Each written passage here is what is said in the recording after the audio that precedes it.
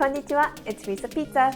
I'm a Japanese product designer now living in LA. I've been doing product design for more than 6 years now, and I've noticed that there's a big trend in an app called Clubhouse. So as a product designer, I wanted to do a deep dive on their user experience and think about what made them so viral and how they can be improved. So make sure you watch until the end. If you are new to Clubhouse, Clubhouse is like an interactive podcast. You see all the available rooms that you can hop in, and you hear people on the phone. And if you wish to talk, you can raise your hand and the moderator will let you in. At the end, nothing is recorded and it disappears like a Snapchat. So what was the design and product decision that was made which contributed to this viral success? Before we get into the app critique, let's think about who's using it and why. By the way, if you have any suggestions for other apps that you want me to critique, please leave a comment below. So who's using it and why? So far, I've noticed that there's a lot of tech people and entertainment people. Also, my friends who are pretty active on social, like Instagram and Twitter, tends to be active on Clubhouse too. I've observed people having a very intense discussions about diversity and inclusivity. On the other hand, I've seen pretty goofy rooms, like people just making anime sounds. So there's definitely people using it to connect with more people, but also just to hang out and feel connected. I'm sure there are a lot more use cases, and I'm really excited to see how the platform evolves from here. Now, let the critique begin. We will cover 8 different parts of the app, and I will give a thumbs up or thumbs down or meh for each of those sections. Let's take a look at the sign up and invite experience. I have to give thumbs down for this because, to be quite honest, it was a hassle to invite my friends to Clubhouse. If you wanted to invite someone to Clubhouse, you actually have to know that person's phone number and vice versa. In Japan, people don't really use phone numbers. They contact each other through an app called Line. So it was an extra step that I had to make to add their phone number, have them add my phone number to invite someone. Now, I'm not sure if Clubhouse had some sort of technical challenges or they intentionally wanted to scale slower, but I think they could definitely improve the invite and sign up experience. Moving on to the listening experience. I want to give this a thumbs up because I think the content that is provided in Clubhouse is really interesting. It's somewhere in the middle of Spotify and podcast. It's a little bit more informative than Spotify, but it's more chill than podcast.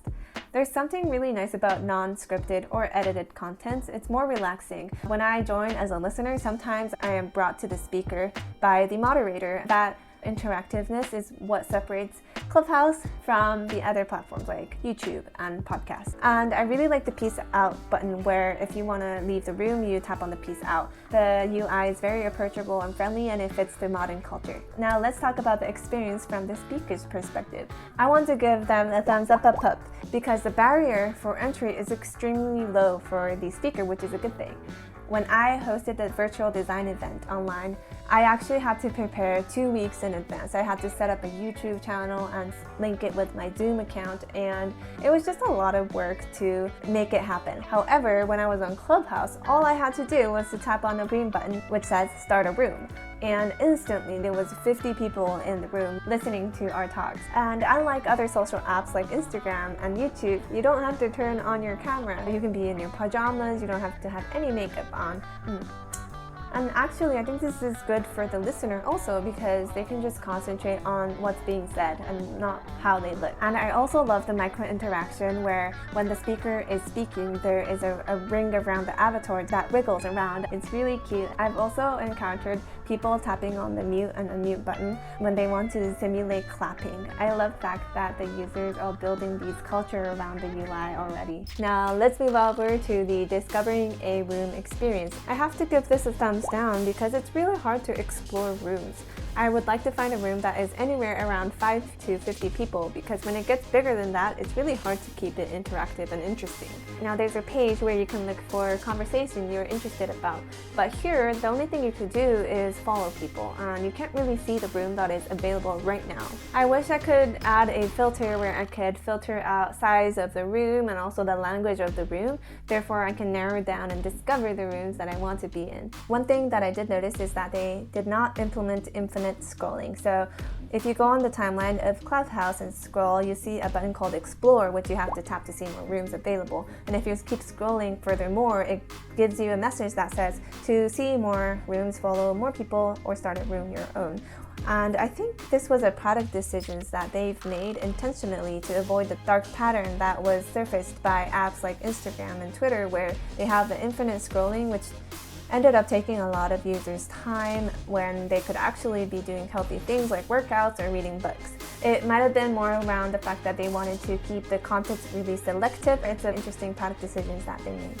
Now let's take a look at the profile experience. I want to give a thumbs up. When you join a room, you can tap on other people's avatar. It'll open up a bottom sheet and gives you basic information about who that person is and their Instagram and Twitter account. Yesterday, when I joined a room as a listener, the speaker brought me up as a speaker by looking at my information. When I spoke, I had 20 people follow me on Twitter afterwards, and that was also cool. Let's move over to a feature called Clubs. I have to give a thumbs down. I haven't really benefited off of Clubs yet. I actually belong to Product Designer Club and UX Clubs. However, I haven't been notified yet for any activities.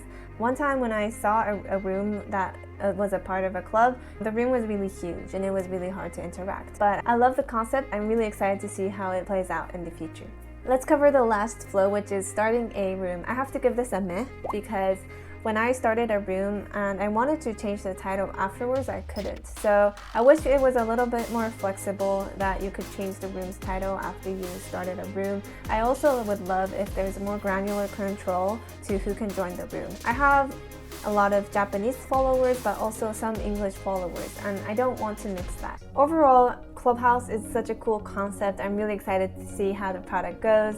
The key for their product success is probably to keep bringing really good moderators to their platform. I've noticed that successful rooms where people are engaged seems to be the one that has a really great moderator who asks the right question, who facilitates the room. It would be really interesting if the speaker and the listener could leave a positive note or a badge to the moderator that did a great job. That way the moderator could be incentivized to keep coming back to the platform. I hope you enjoyed this video. Clubhouse is a new emerging platform, and I bet everybody has their own unique experience with them. And so please leave a comment and tell me all about it. And if you haven't already, please make sure that you like and subscribe. And please check out a couple of my other videos where I talk about product design and tech. Bye!